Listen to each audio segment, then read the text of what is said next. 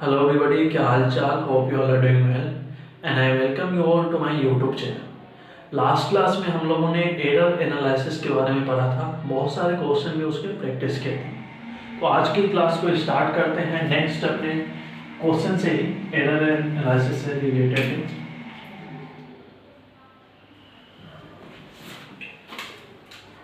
आज की क्लास में भी इसके कुछ क्वेश्चन देखते हैं और फिर अपना नेक्स्ट टॉपिक वो हम लोग स्टार्ट करेंगे।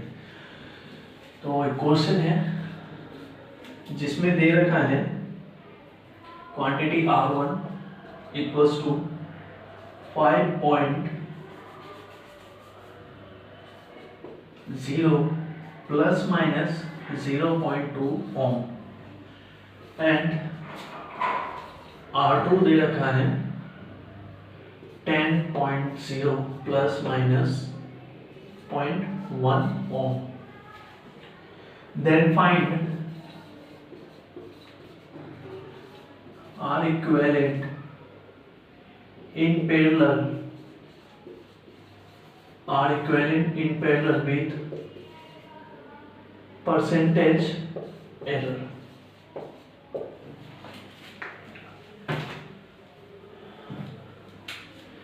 एक क्वेश्चन है जिसमें क्वांटिटी दे रखा है हमारा R1 equals to 5.0 plus minus 0.2 ohm and R2 equals to 10.0 plus minus 0.1।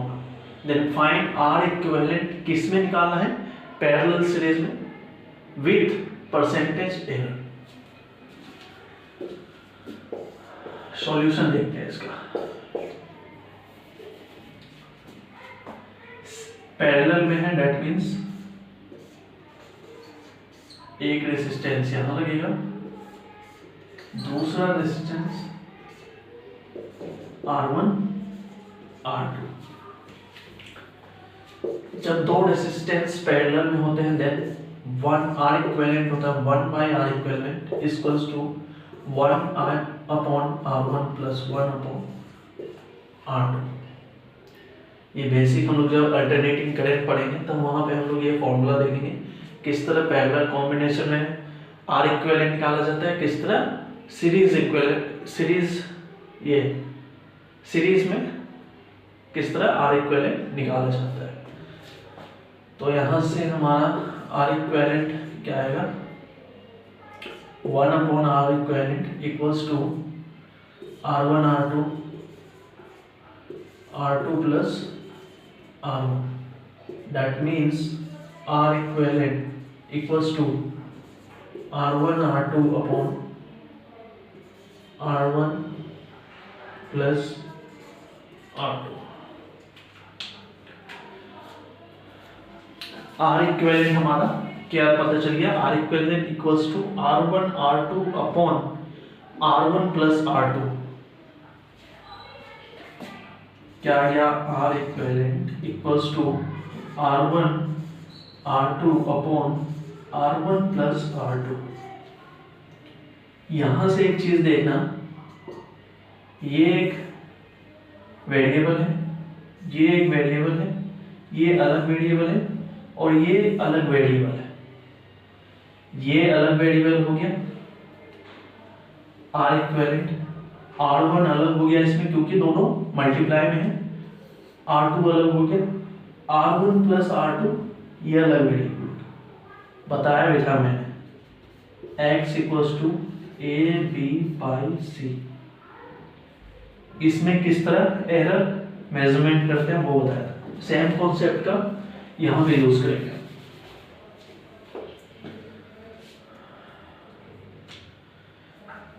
इसमें इसको अगर एरर के फॉर्म में लिखना तो क्या लिखेंगे?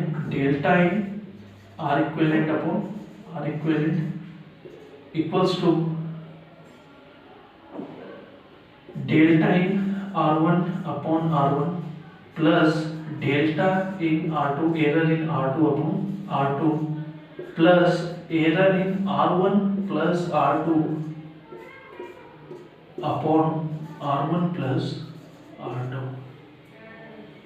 Find R equivalent in parallel with percentage error. Percentage error that means 100 से मल्टीप्लाई करना होगा। Error in R equivalent upon R equivalent into 100 equals to error in R1 upon R1 into 100 plus error in R2 upon R2 plus into 100 plus error in R1 plus R2 upon R1 plus R2 into 100।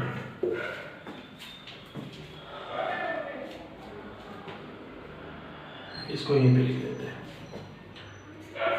तो क्या आ जाएगा, delta R equivalent upon R equivalent into 100 equals to error in R1, error in R1 क्या दे रखा है, R1 की value दे रखी है ना, R1 क्या दे रखा है 5.0 प्लस माइनस 0.2 ओम, R2 दे रखा है 10.0 plus minus 0.1 ohm. Error in R1, R1 जो क्वांटिटी दे रखी है उसमें रेजिस्टेंस दे रखा है, उसमें एरर क्या है 0.2 अपॉन R1 क्या है 5 into 100 plus error in R2 0.1 upon R2 10 into 100 plus error in R1 plus R2, error in R1 plus R2 that is क्या हो जाएगा 0.2 प्लस 0.1। एरर हमेशा जुड़ता है, बताया था, अगर सब्ट्रैक्शन करना हो या एडिशन करना हो एरर हमेशा जुड़ेगा। That means 0.2 plus 0.1 error in R1 plus R2 0.3, error in R1 plus R2 0.3 upon R1 plus R2 10 plus 5 15 into 100 क्या आ जाएगा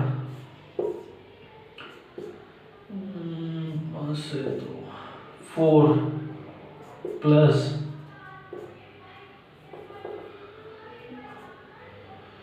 ये आ गया 100 1 प्लस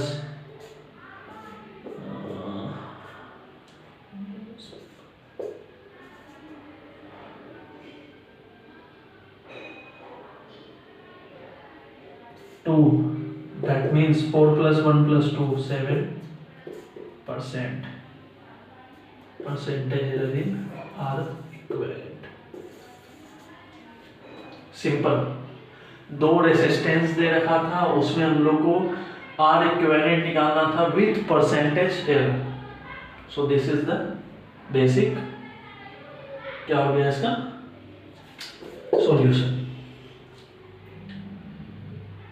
समझना ये था कि तुम्हें तीनों डिफरेंट क्वांटिटी है, तीनों डिफरेंट क्वांटिटी दे रखी है, आर इक्विवेलेंट अलग है, वेरिएबल है, ये दोनों अलग अलग हैं, ये अलग है। दैट मीन्स उसको हम तोड़ लेंगे, एरर निकालना चाहिए। सिंपल था क्वेश्चन। नेक्स्ट क्वेश्चन देखते हैं।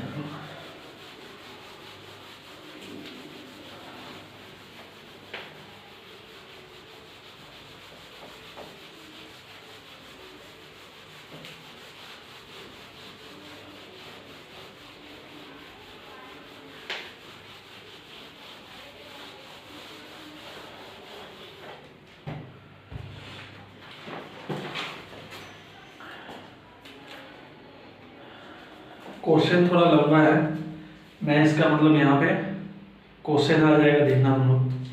मैं क्वेश्चन पढ़ के बता देता हूँ एक बार। In a simple pendulum experiment for determination of acceleration due to gravity g, time taken for 20 oscillation is measured. कितना ऑसिलेशन हो रहा है नोट डाउन कर लेते हैं जो पॉइंट बता रहा है, ठीक है। क्वेश्चन यहाँ पे स्क्रीन पे आ रहा होगा, देख लो। Time taken for 20 oscillation is measured by using a watch for 1 second least count। least count कितना है 1 second। oscillation कितना हो रहा है 20 oscillation। पेंडुलम है जिसमें ऑसिलेशन हो रहा है, 20 ऑसिलेशन करने में उसको कितना टाइम लग रहा है? 30 second. The length of the pendulum is measured by using a meter scale of least count 1 mm। Scale है जिसकी लीस्ट काउंट कितनी है? 1 mm, that is 0.1 centimetre, 0.01 centimetre, 1 mm है ना, सॉरी 0.1 सेंटीमीटर।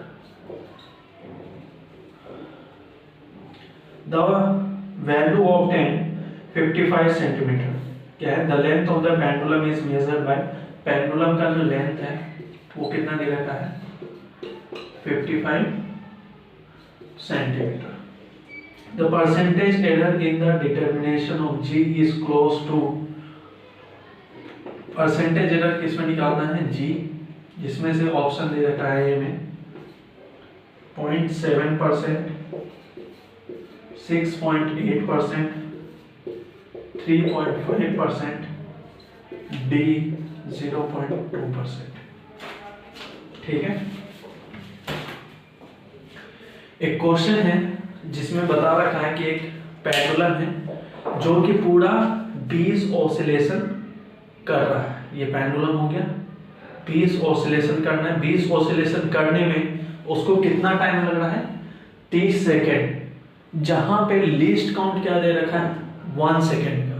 दैट मीन्स कभी अगर मेजर करते हैं 20 ऑसिलेशन में, जैसे ये पेंडुलम है, यहां से ये स्टार्ट हो रहा है, एक ऑसिलेशन कंप्लीट किया, 2, 3, 4, 5, 6, इसी तरह करते करते 20 ऑसिलेशन कंप्लीट करता है। कितने सेकंड में? 30 सेकंड में। जहां पे लीस्ट काउंट कितना दे रखा है? 1 सेकंड। दैट मीन्स अगर 20 ऑसिलेशन वो कर रहा है तो वो कभी 29 सेकंड में उसका रीडिंग आ रहा है, कभी 31 सेकंड में, कभी 30 सेकंड में। जब वो 20 ऑसिलेशन कंप्लीट करता है तो ध्यान से समझना क्वेश्चन को। 20 ऑसिलेशन करने में 30 सेकंड का टाइम लगा। एक ऑसिलेशन कब होता है? यहां से स्टार्ट हुआ, वापस उसी पॉइंट पे आया, ये एक ऑसिलेशन होता है।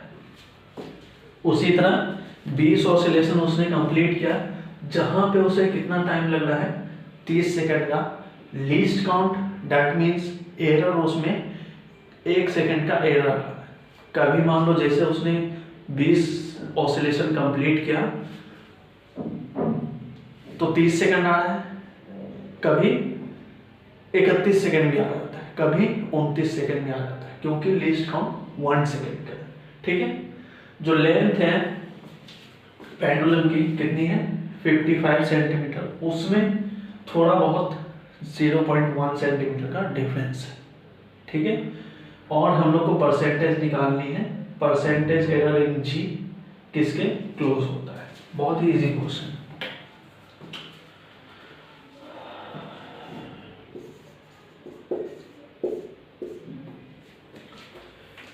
तो इसमें देखो, इसमें जी एल,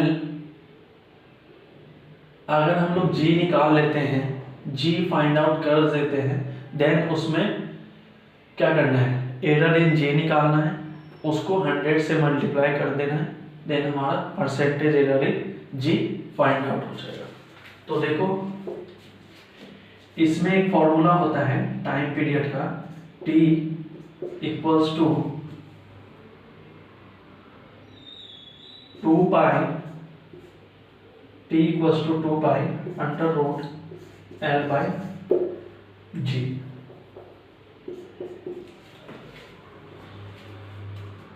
किसी भी पेंडुलम में जो 1 सेकेंड, 1 क्या बोलते हैं, 1 ऑसिलेशन कंप्लीट करता है, उसका टाइम पीरियड का फॉर्मूला होता है T equals to 2 pi under root L by g. जहां पे लेंथ क्या होती है पेंडुलम की, L क्या होती है पेंडुलम की लेंथ, G ग्रेविटेशनल कांस्टेंट, और T time period in 1 oscillation. ये चीज ध्यान रखना। टी क्या होता है? Time period in one oscillation, एक ऑसिलेशन कंप्लीट करने में उसे कितना टाइम लगा। बहुत ध्यान से इसको सुनना। टी क्या होता है? Time period in one oscillation, एक ऑसिलेशन कंप्लीट करने में उसे कितना टाइम लगता है। यहां से देखो हम लोग जे निकाल सकते हैं। स्क्वायर ले लेते हैं अगर दोनों तरफ, T square equals to 4 pi square L by G, root खत्म हो जाएगा। जी यहाँ से आ जाएगा हमारा 4 pi square L upon T square, यहाँ से जी आ गया। ठीक है, अब देखो percentage x equals to A by B के फॉर्म में आ गया। क्या लिखते हैं? Error in G upon G equals to, ये तो कांस्टेंट है हट जाएगा, error in L upon L plus 2 error in T upon T. x equals to A by B के फॉर्म में लिख लें। कैसे लिखते हैं वो पहले ही बता चुके हैं। अब इसमें क्या करना है? परसेंटेज निकालना है, 100 से मल्टीप्लाई कर देंगे।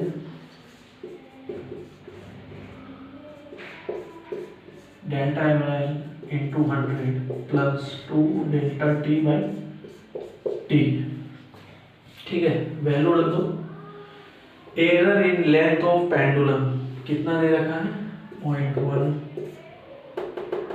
पेंडुलम की लेंथ 55 प्लस 2 एरर इन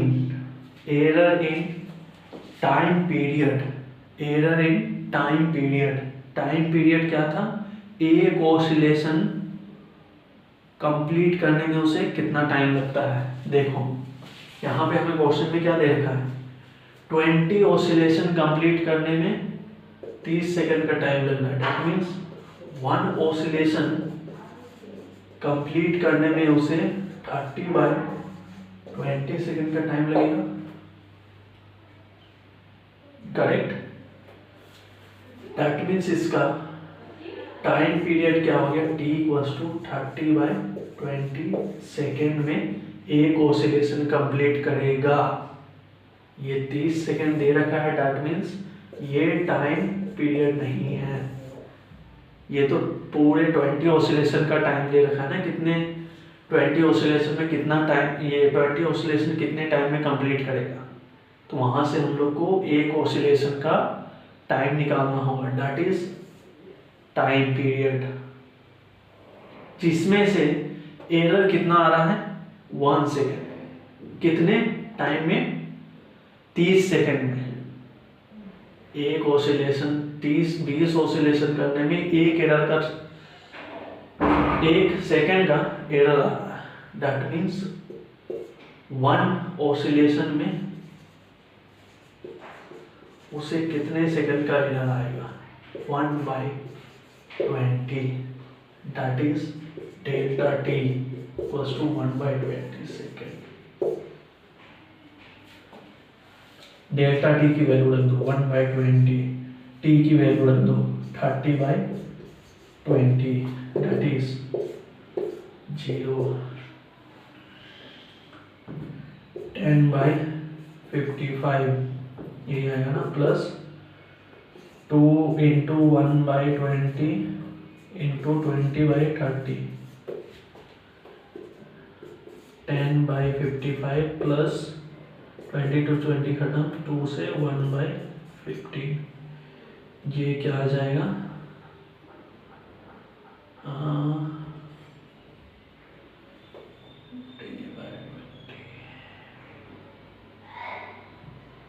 का एलसीएम 15/20 कितना आ जाएगा?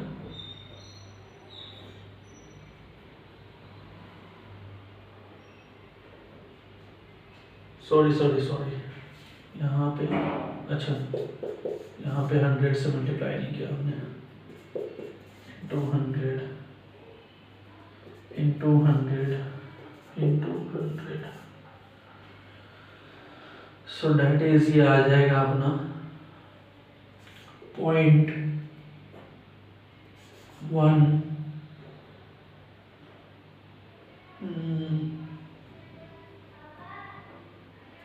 7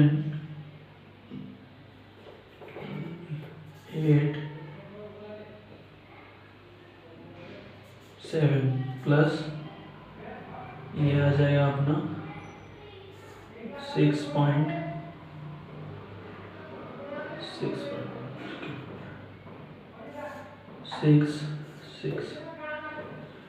दैट इज ये आ जाएगा 6.7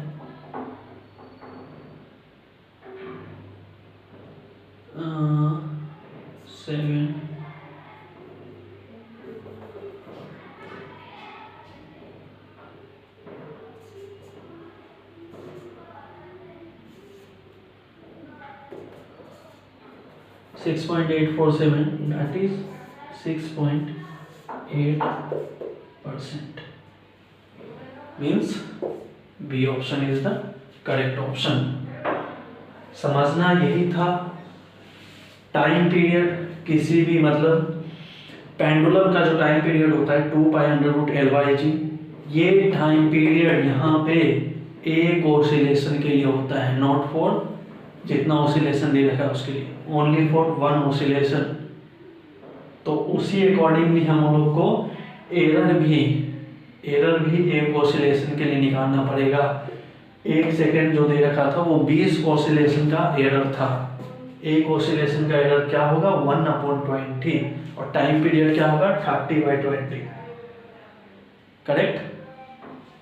इसी तरह का एक और क्वेश्चन पूछा हुआ है जिसमें बहुत से लोगों ने आंसर गलत किया है प्रीवियस ईयर क्वेश्चन। उसमें क्या था, वैल्यू चेंज था, यहाँ पे वैल्यू अलग अलग आ रही है। इसमें भी बहुत सारे लोगों ने गलत किया होगा क्योंकि उन्हें टाइम पीरियड का तुम्हें पता रहना चाहिए कि ये जो टाइम पीरियड होता है वो वैलिड फॉर 1 सेकेंड, 1 ऑसिलेशन। ठीक है, दूसरा क्वेश्चन देखते हैं।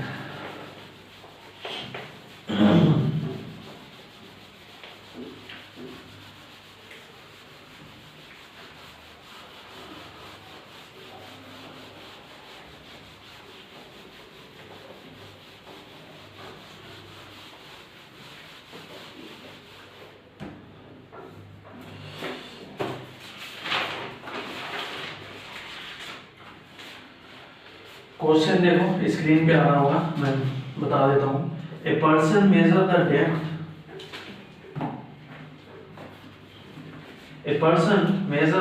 of a well by measuring the time interval dropping a stone and receiving the sound of impact with the bottom of the well. The error in this measurement of time is, question है जिसमें दे रखा है error 0.01 second and he measured the depth of the well to be L equals to 20 meter। Well की जो depth है वो दे रखी है। Take the expression due to gravity g equals to 10 meter per second square and the velocity of sound equals to 300 meter per second। Then the fractional error in the measurement of delta L by L is close to, ये पूछा है, option दे रखा है 1%, 5%, sorry C 3% या D 2%, 0.2 है, 0.2%। ठीक,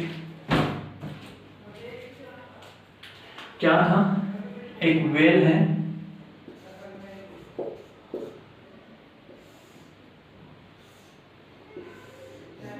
इस तरह से एक वेल है जिसकी लेंथ दे रखी है, कितना है 20 मीटर। एक पर्सन है, उसने एक स्टोन को यहां से ड्रॉप किया,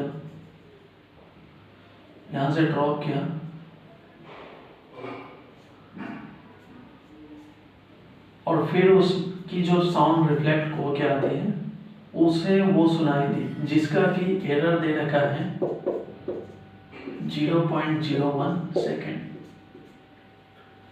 ठीक है, तो हम लोग को क्या निकालना है, डेल्टा एल बाय एन, इसका परसेंटेज,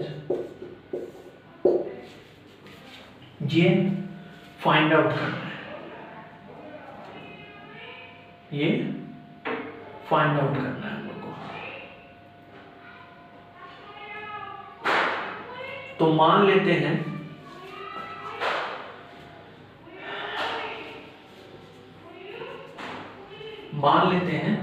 जो साउंड यहां से यहां तक गया उसको जाने में टाइम t1 लगा, और जब इसका इफेक्ट रिटर्न होके यहाँ पे आया तो उसको जाने में टाइम t2 लगा। करेक्ट? तो टोटल जो हमारा एरर दे रखा है वो कितना है, 0.01 सेकेंड।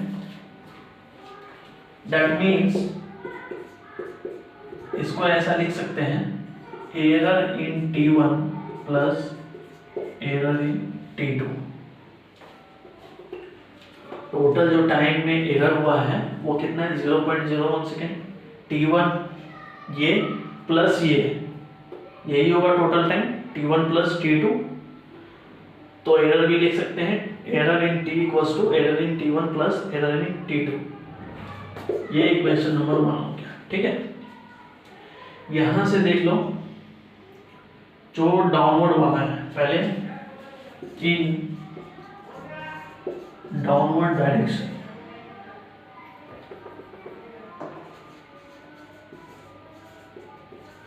क्या इक्वेशन बना सकते हैं हम,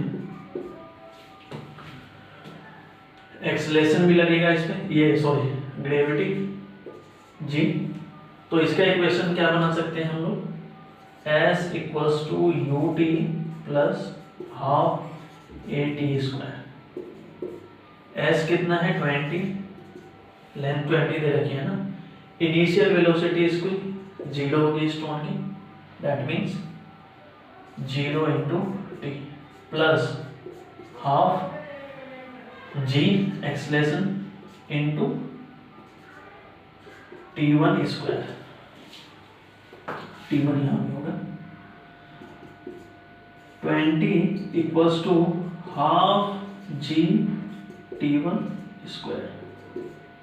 यहाँ से t1 की वैल्यू क्या आ जाएगी, 40, 20 इंटू 2 40 डिवाइड बाई जी, इसका under root, that is G कितना लेना है 10, 40 by 10 that is 4 and equals to 2 second. Under root of 4 हो जाएगा, वो 2 हो जाएगा। दूसरा देखते हैं, t1 हम लोग पता चल गया 2 सेकेंड, t2 कोई इस पे एक्सेलरेशन नहीं लग रहा है ना, तो t2 इक्वल्स टू क्या हो जाएगा, l अपॉन, सिंपल हो जाएगा, वेलोसिटी ऑफ साउंड, कितने स्पीड से जा रहा है,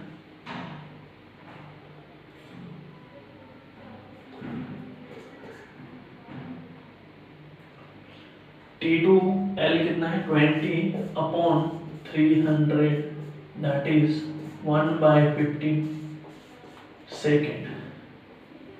t1 कितना निकल गया 2 सेकेंड, t2 1/15 सेकेंड। अब क्या कर सकते हैं हम लोग,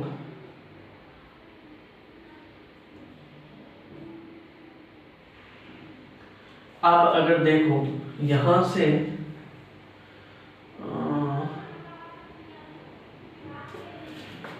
देखो हम लोग लिख सकते हैं ना,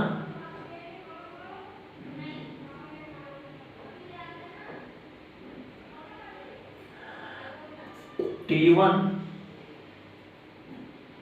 ये क्या था, t1 equals to under root 40 by g, इसको लिख सकते हैं क्या हम लोग, अंडर रूट कितना था, l था ना, l इंटू 2 अपॉन जी।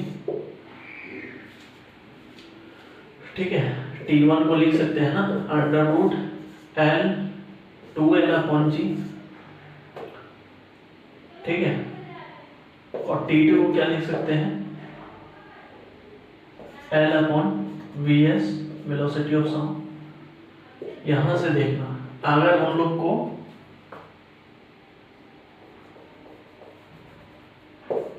अंडर रूट कटा के 1/2, अगर हम लोग को एरर इन T1 लिखना होगा तो क्या लिखेंगे? 2 कांस्टेंट है, हटा दो, 1 का 1/2 delta L upon L plus 1/2 delta G upon G।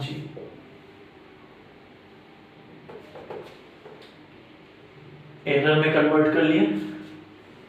Delta G देखो ग्रेविटेशनल कांस्टेंट, वो तो हमेशा कांस्टेंट रहेगा, दैट मींस इसकी वैल्यू 0। तो यहाँ से हम लोग को delta T1 upon T1 equals to 1/2 delta L upon L, ये पता चल गया। ठीक है, इसको मान लो इक्वेशन नंबर 2। और T2 से देखते हैं, इससे क्या लिख सकते हैं? Delta T2 upon T2 equals to delta L upon L plus delta Vs upon Vs। Velocity of sound वो भी कांस्टेंट है, दैट मींस ये टर्म पूरा 0। Delta T2 upon T2 equals to delta L upon L। क्यों find out किया ये T2 और T1? Because यहां देखो इसमें यूज करने के लिए। ठीक है, अब करते हैं फर्स्ट इक्वेशन का यूज, क्योंकि हम लोग फाइंड आउट कर क्या करना है ultimately, percentage error in L। तो फ्रॉम इक्वेशन फर्स्ट क्या लिख सकते हैं? Delta T equals to delta T1,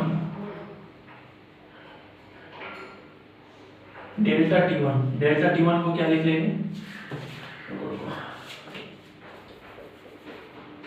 T1 को इधर कर देते हैं तो मल्टीप्लाई हो जाएगा। Delta T equals to delta T1 को क्या लिख सकते हैं? 1/2 delta L upon L into T1 plus delta T2, इसको क्या लिख सकते हैं?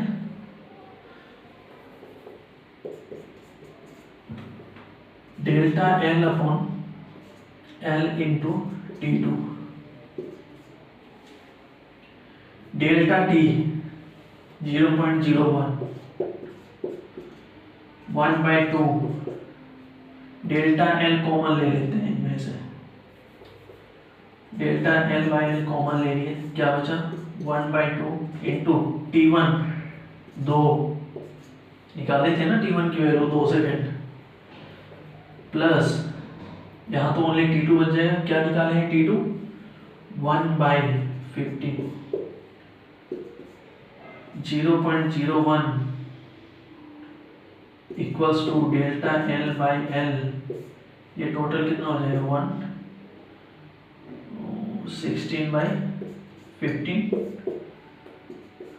तो delta L/L equals to 0.01 upon into 15 upon 16, ये डेल्टा L/L क्या आ गया हमारे पास?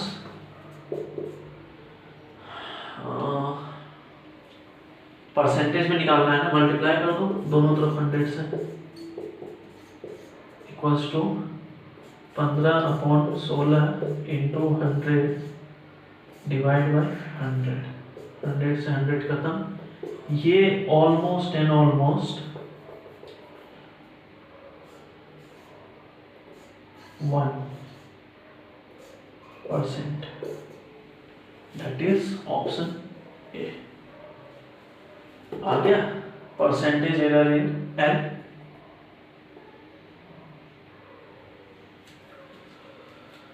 था सिंपल। टोटल टाइम कितना लगेगा? T1 प्लस T2, T1 निकाल लिए, T2 निकाल लिए, T1 का यूज करके error in T, total error in T1 plus error in T2, T1 T2 का एरर इन T1 और एरर इन T2 का यूज कर लिए, जिसके थ्रू हमारा डेल्टा एल बाय एल आ गया, राइट। तो ये थे बहुत सारे मतलब एरर एनालिसिस के क्वेश्चन प्रीवियस ईयर के, ये सारे ये एडवांस में पूछा हुआ है। पिछला जो था वो भी एडवांस या मेन में ही पूछा हुआ था शायद।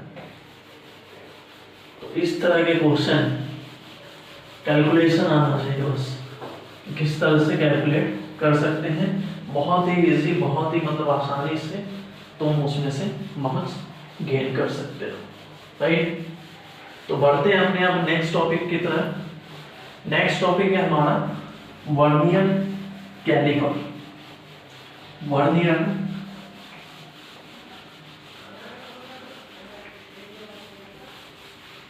वर्नियर कैलिपर क्या होता है? Vernier caliper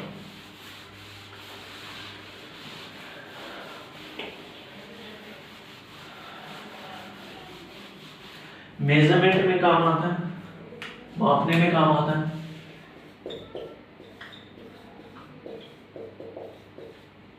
vernier caliper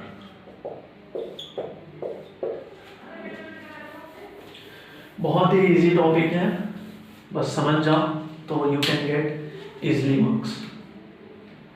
vernier calliper सबसे छोटा जो हमारे पास इंस्ट्रूमेंट होता है किसी भी चीज को मापने के लिए, जनरली वो स्केल होता है।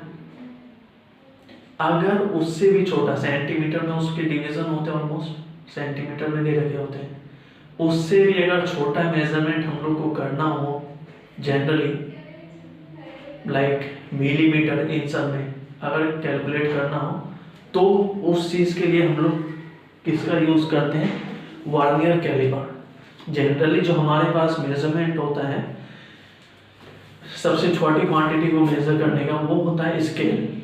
बस इन केस उससे भी छोटे क्वांटिटी को अगर मेजर करना हो, लाइक इन मिलीमीटर, देन हम यूज करते हैं वर्नियर कैलिपर का।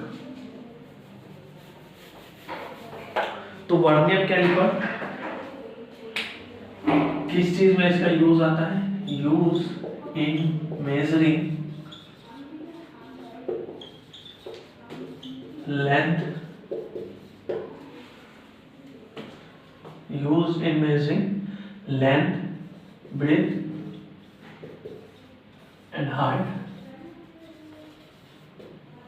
और दूसरा यूज करते हैं किसी भी सिलेंड्रिकल ऑप्टिकल ये ऑब्जेक्ट को, सिलेंड्रिकल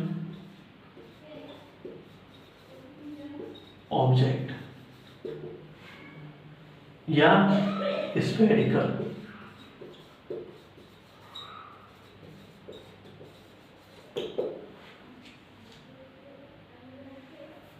किसी भी सिलेंड्रिकल या स्फेरिकल ऑब्जेक्ट को यूज करने में।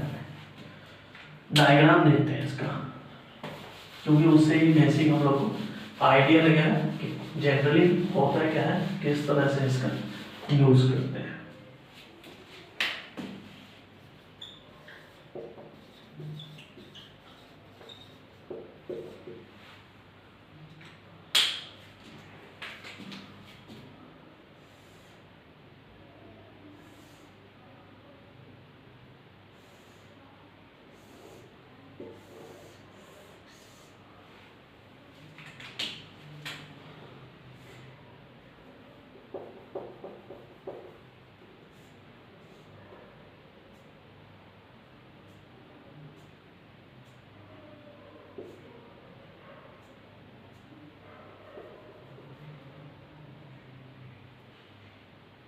थोड़ा डिस्टेंस दोनों ले लेता हूँ, डिवीजन इसके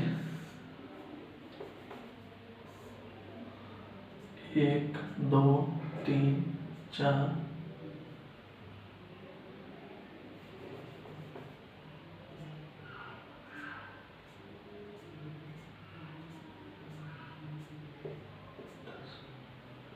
1 2 3 4 5 6 7 8 9 10। ये होता है हमारा मेन स्केल डिवीजन। ये जो डिवीजन है वो किसके हैं? मेन स्केल के, इसी में हमारा लगा होता है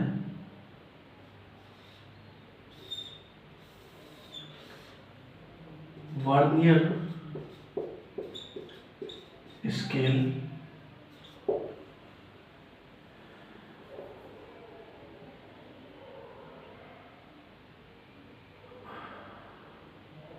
इसका यहाँ पे काउंट देख लेते हैं हम, 0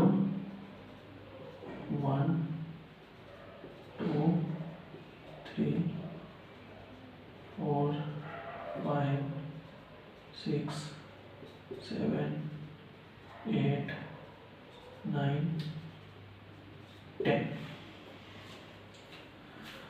0 1 2 3 4 5 6 7 8 9 10 main scale, vernier scale, division.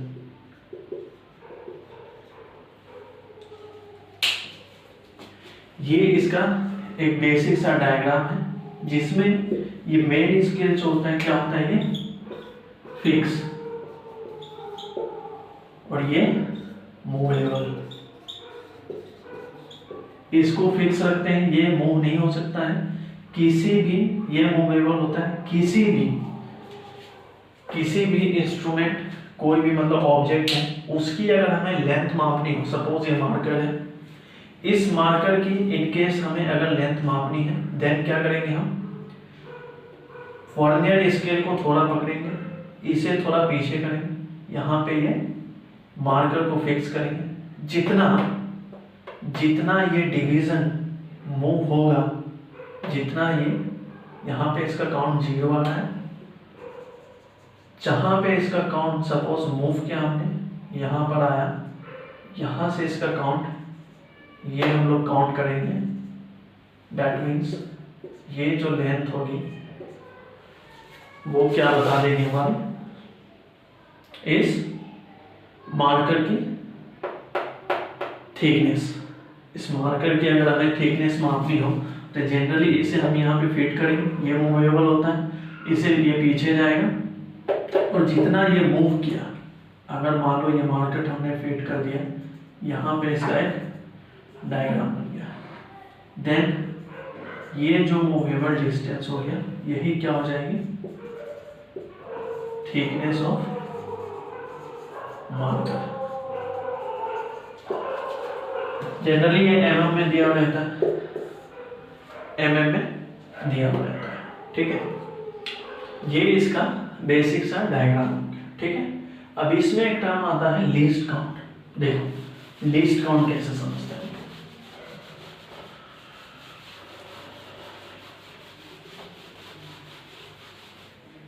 इसमें एक टर्म आ गया हमारा लीस्ट काउंट। लीस्ट काउंट कैसे समझेंगे, सपोज ये एक वर्नियर स्केल है, इसमें ये MSD का डिवीजन हो गया 1 2 3 4 5 6 7 8, इस तरीके से ये हो गया MSD, और एक हमारा आ जाता है VSD का डिवीजन 1 2 3 4। जनरली जो होता है ना, जनरली वो क्या होता है कि वर्नियर स्केल का डिवीजन हमेशा मेन स्केल के डिवीजन से कम होगा।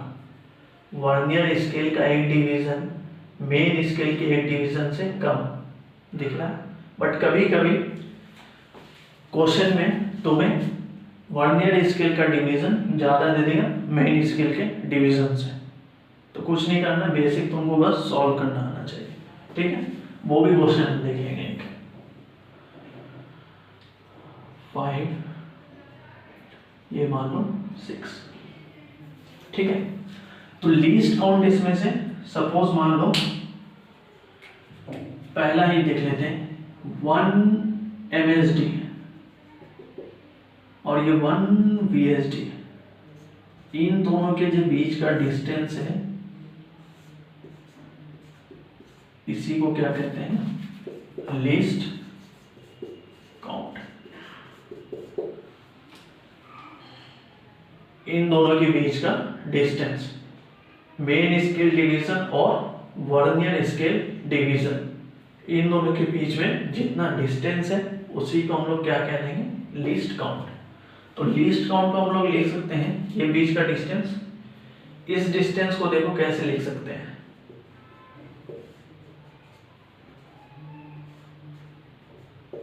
यही हो गया ना। इसको हम लोग लिख सकते हैं क्या, 1 MSD minus 1 VSD। 1 main scale division में से माइनस कर देंगे ये वाला टर्म, हमें ये वाला टर्म पता नहीं चल जाएगा, लिस्ट काउंट। ये हो गया। एग्जाम्पल बताता हूं, ठीक है। इसका मान लो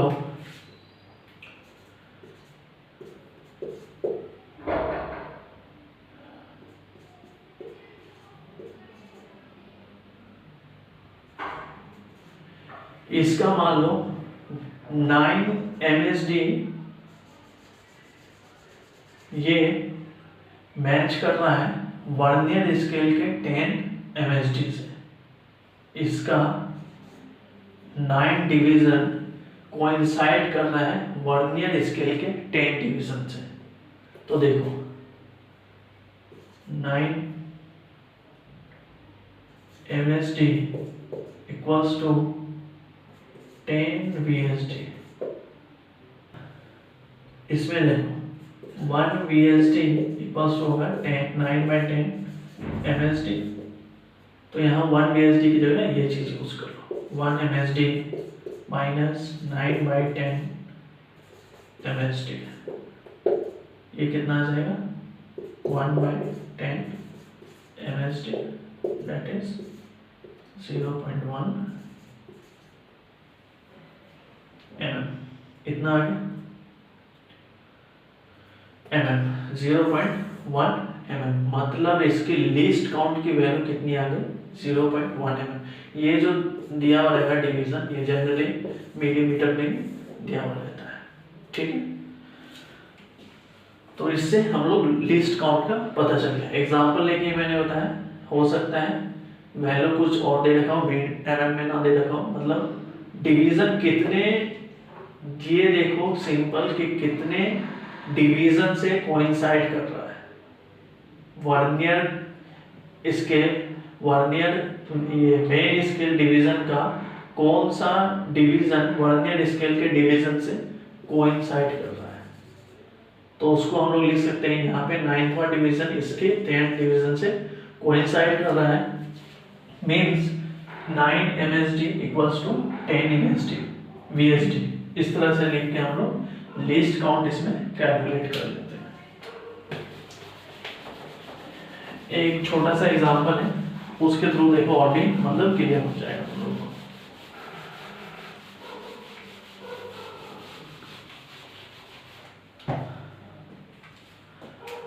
तो नेक्स्ट एग्जांपल है, देखो क्या है नेक्स्ट क्वेश्चन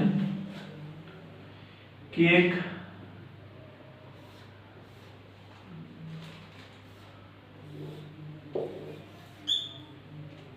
बॉल है जिसको हम लोगों ने यहाँ पे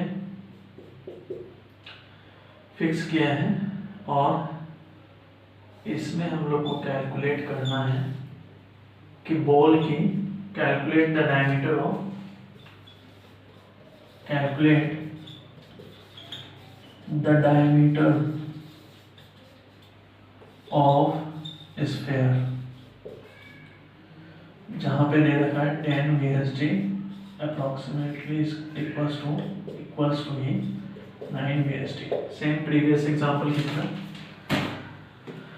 तो और यहाँ पे इसके डिवीजन दे रखे हैं, ये VSD हो गया, ये MSD। डिवीजन देखो 0, कैसे डिवीजन दे रखे हैं, 0 1 2 3 4 5 6 7 इस तरह से है। और इसका यहाँ पे दे रखा है 0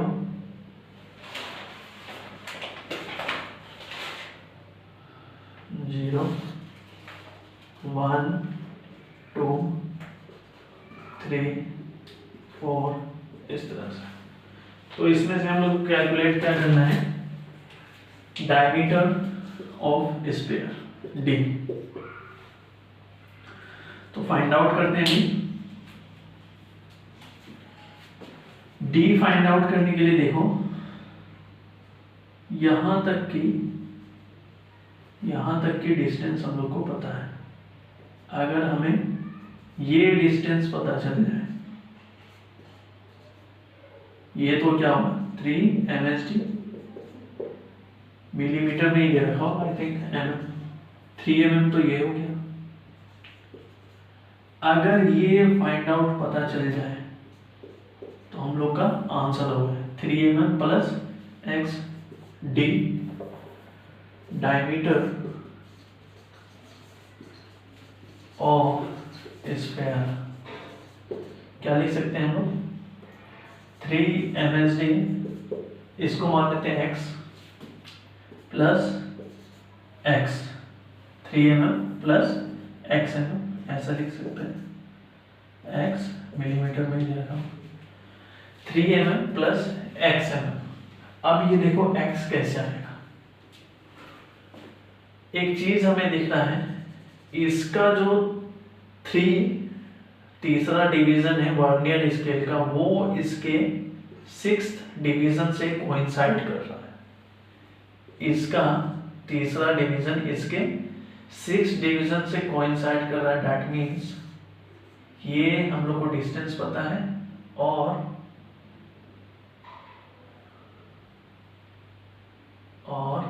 ये डिस्टेंस पता है। इसमें देखो मैं यहाँ पे नीचे में बना देता हूँ, यहां से ये आ गया, ये हम लोग को पता है ये कितना है 3 mm, और ये पता है ये कितना है 3 MSD लिख लो, और ये 3 VSD। तो अगर 3 MSD में से 3 VSD को माइनस कर लेते हैं, दैट मीन्स हम लोग को x मिल जाएगा। तो x को हम लोग क्या लिख सकते हैं 3 MSD प्लस x को लिख सकते हैं 3 MSD minus 3 VSD। That means एक में लिखेंगे 3 MSD प्लस 3 को मान लीजिए 1 MSD माइनस 1 VSD। 1 MSD में कितना VSD होता है, 1 MSD में 1 VSD क्या देगा, अच्छा 1 VSD इक्वल्स टू 9 MSD ये दे रखा है। सेम जैसे पिछला एग्जांपल बताया था ना, वही चीज लिया है। 3 MSD प्लस 3, देखो यहाँ पे 1 MSD की जगह यूज कर लेंगे क्या, ये हो जाएगा हमारा VSD की जगह 1 MSD माइनस 1 VSD को क्या लिख सकते हैं 9/10 MSD लिख सकते हैं। 3 MSD प्लस 3 इंटू 1 माइनस ये हो जाएगा 1/10 मतलब 0.1 MSD। That means 3 MSD plus 0.1 into 3, 0.1 into 3 0.03 MSD। That means 3 into 3 plus 3.3 MSD। अब ये MSD mm में दे रखा होता है, इसको लिख सकते हैं 3.3 mm is the diameter of what sphere ball. तो इस तरीके से हम लोग इसमें इसका डायमीटर फाइंड आउट कर सकते हैं। इस तरीके से यूज करके डायमीटर फाइंड आउट कर सकते हैं, right.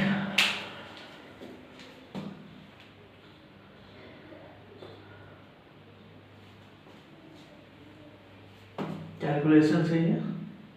3 1 minus 3 VST।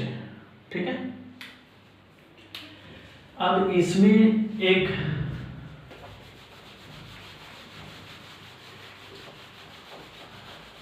Vernier caliper में एक एरर आता है, वो क्या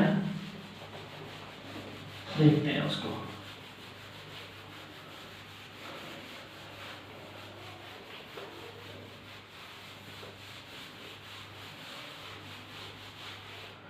वर्नियर कैलिपर में ही एक एरर आता है जिसको कि नाम दिया गया है जीरो एरर।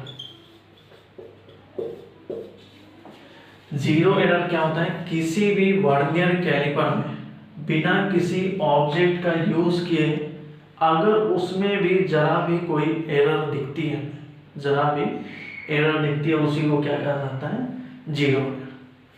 वर्नियर कैलिपर में किसी अदर ऑब्जेक्ट का बिना यूज किए अगर उसमें जरा भी एरर आती है, उसी को हम लोग जीरो एरर कहते हैं। इसमें पहला जो है वो है पॉजिटिव एरर।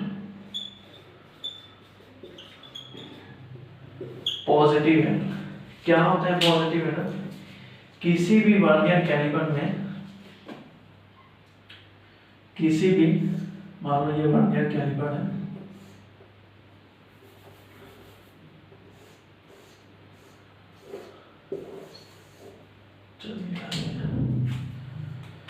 किसी भी वर्नियर कैलिपर में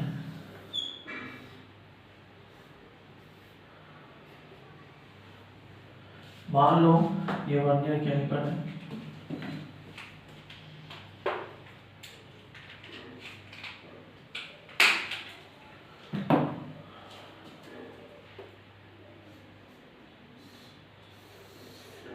इसमें MSD है और ये VSD है। इसमें क्या होता है कि VSD है उसका डिवीजन ये होगी इस तरीके से, और वर्नियर कैलिपर का डिवीजन इससे थोड़ा पहले ही स्टार्ट हो जाता है।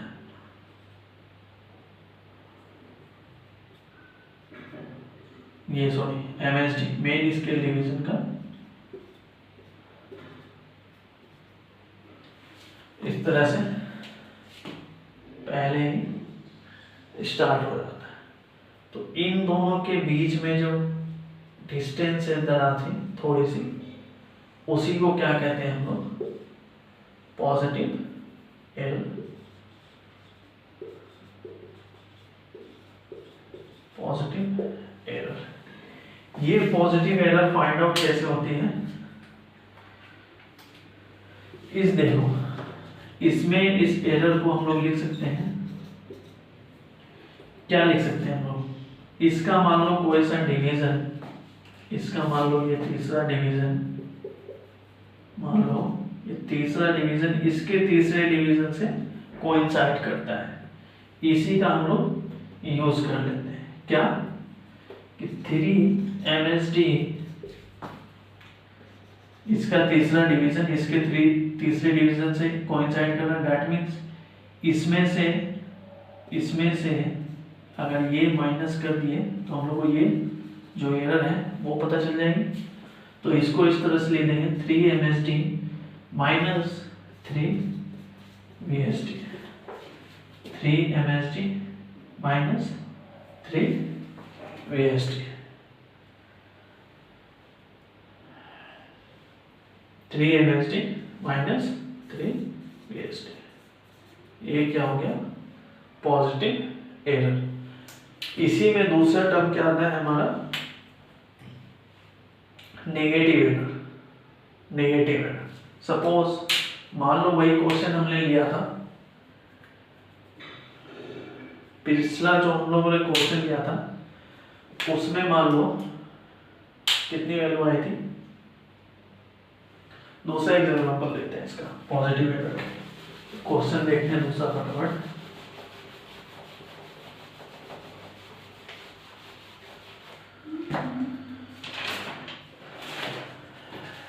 इसका क्वेश्चन क्या है,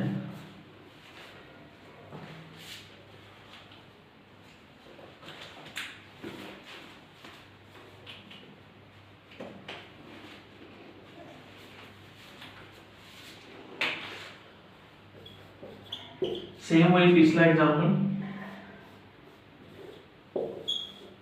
मान लो यहाँ पे एक स्फीयर हम लोगों ने फिक्स किया, इसका हम लोग को पता करना है क्या, एक्चुअल डायमीटर, जो जीरो एरर के बाद का डायमीटर है वो हम लोग को फाइंड आउट करना है, जिसमें से यहाँ पे 0 1 2 3 4 5 6 7, इसका ये 0 यहाँ स्टार्ट हो गया, 1 2 3 4 5 4 5 6 7, ठीक है। इसका ये देखो, इसका 7 MSD इसके 4 VSD से कोइंसाइड कर रहा है, तो इसका हम लोग डायमीटर क्या निकालेंगे, जो इसकी रीडिंग आएगी वो क्या हो जाएगी, 3 MSD प्लस ये डिस्टेंस में से इस डिस्टेंस को माइनस कर देते हैं, प्लस ये क्या हो जाएगा देख लो, 1 2 3 4 4 MSD minus 4 VSD, that means 3 MSD plus 4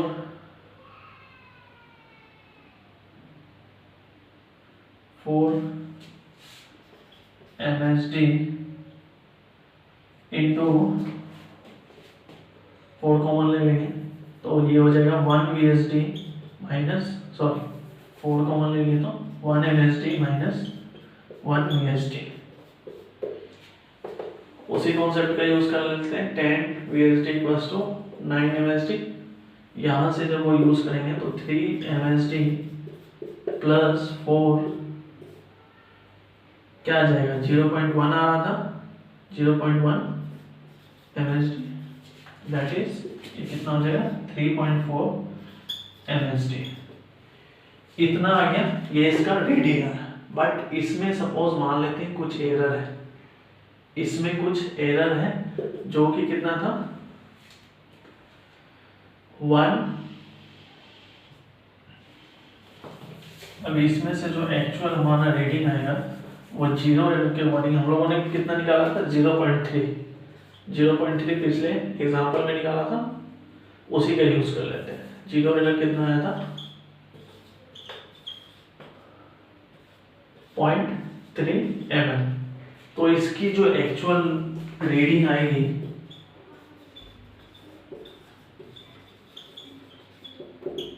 3.4 minus 0.3 that is 3.1 mm। मतलब वर्नियर में कैलिपर में भी कुछ एरर रहता है, उस एरर को हम लोगों ने फाइंड आउट किया था, उसी एग्जांपल को हम लोगों ने आगे बढ़ा लिया, तो उससे हमारा जो एक्चुअल रीडिंग है वो पता चल गया। ये तो हो गया पॉजिटिव एरर। नेगेटिव एरर क्या होता है, नेगेटिव एरर जिसमें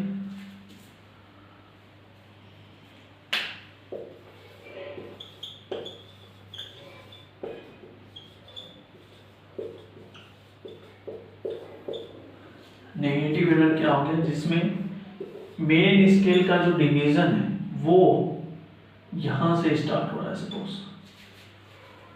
0 1 2 3 4 5 और ये 0 1 2 3 4 5 पे कोइंसाइड किया, ठीक है।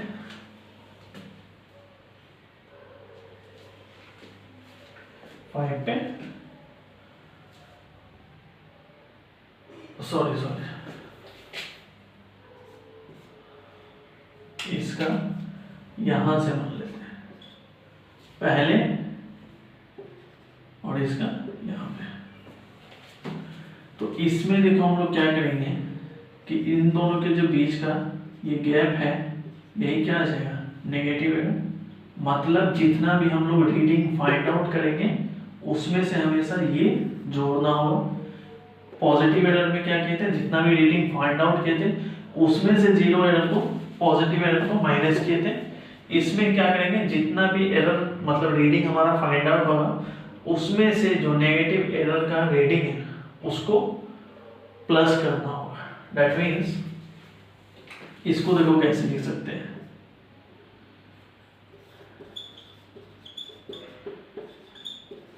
एरर को कैसे लिख सकते हैं, लिख सकते हैं ना, यहां से यहां तक देखो कोइंसाइड कर रहा है 5 VSD minus 5 MSD।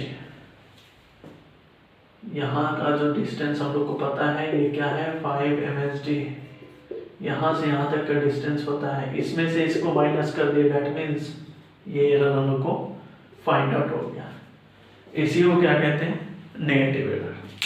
Right, question भी उसके सेम तरह का है, जितने जैसे पिछला एग्जांपल लिया पॉजिटिव एरर का, उसी तरह नेगेटिव एरर का एग्जांपल लिखेंगे। जितना रीडिंग आएगा उसमें से प्लस करना पड़ेगा एरर को। वो पॉजिटिव एरर में क्या करते हैं, जितना भी रीडिंग आता है उसमें से माइनस करते हैं एरर को। तो आज की क्लास को यहीं पे एंड करते हैं, मिलते हैं अगले नेक्स्ट क्लास में। तब तक के लिए खुश रहो, मस्त रहो, क्वेश्चन की प्रैक्टिस करते रहो, जितना पढ़ा गया उसका रिवीजन करते रहो। ओके।